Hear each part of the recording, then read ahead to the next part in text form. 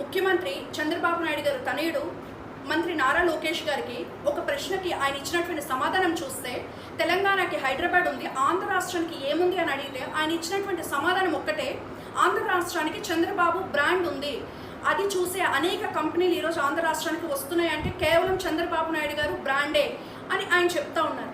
సరే, ఆయన చెప్పిందే నిజం అనుకుందాం. మరి ఆంధ్ర రాష్ట్రానికి పరిశ్రమలు వెలుగులా రావాలి కదా, లక్షల కోట్ల పెట్టుబడులు రావాలి కదా, మరి లక్షల మంది నిరుద్యోగాలకి ఉద్యోగ కల్పన జరగాలి కదా, మరి రాష్ట్రానికి ఎన్ని కంపెనీలు తీసుకొచ్చారు, ఎన్ని లక్షల కోట్ల పెట్టుబడులు తీసుకొచ్చారు, మరి ఎంతమందికి ఉద్యోగాలు కల్పించారు అని అడిగితే సమాధానం ఉండదు. నిరుద్యోగ వృత్తి ఇస్తామన్నారు, ఏటా 20 లక్షల మందికి ఉద్యోగాలు ఇస్తామన్నారు, ఎంతమందికి మీరు ఇచ్చారు అని అడిగితే దానికి సమాధానం ఉండదు వారి దగ్గర. దావోస్కి కానీ సింగపూర్కి కానీ వెళ్ళి వచ్చినటువంటి దారి ఖర్చులకి అయినటువంటి పెట్టుబడులు కూడా చంద్రబాబు నాయుడు గారు తీసుకొని రాలేకపోయారు అని వారి పార్టీ వాళ్ళే ఒప్పుకున్నటువంటి సత్యం. ఎంతసేపు సింగపూర్ వెళ్ళాను, అది తెచ్చాను, ఇది తెచ్చాను అని చంద్రబాబు నాయుడు చెప్తా ఉంటారు కదా. సింగపూర్ వెళ్ళి ఒక్క కంపెనీ అయినా మీరు ఆంధ్ర రాష్ట్రానికి తీసుకొచ్చారా?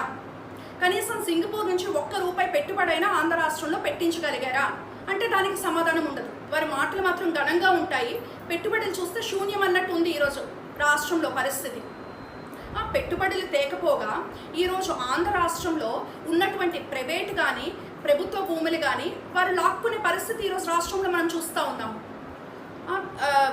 అన్ని దగ్గరలో మూసివేస్తున్నటువంటి లూలు మాల్కి ఆర్కే బీచ్ వద్ద అత్యంత విలువైనటువంటి 13.78 ఎకరాలు లూలు మాల్కి దారాదత్తంగా ఇవ్వాలని నిర్ణయించుకుంటున్నారు.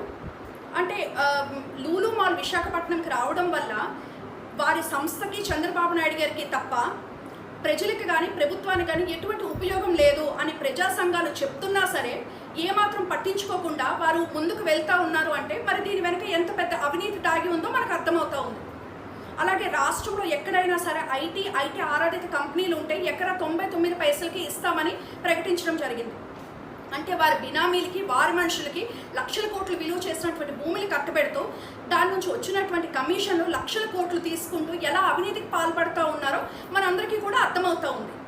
చంద్రబాబు నాయుడు గారు దోచుకోవడంలో గొప్ప విజనరీ అని చెప్పుకోవడంలో ఎటువంటి సందేహం కూడా లేదు.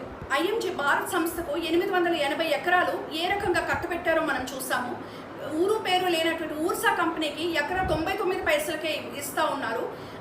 అన్ని దగ్గరలో మూసేస్తున్నటువంటి లూలు మాల్కి ఏ రకంగా లక్షల కోట్లు విలువ చేసినటువంటి భూముల్ని దారాదత్తం చేస్తూ ఉన్నారో మనం చూస్తూ ఉన్నాము. ఇవన్నీ చూస్తూ ఉంటే చంద్రబాబు నాయుడు గారు బ్రాండ్ ఏంటంటే దాచుకో పంచుకో అని చెప్పడంలో ఎటువంటి సందేహం లేదు.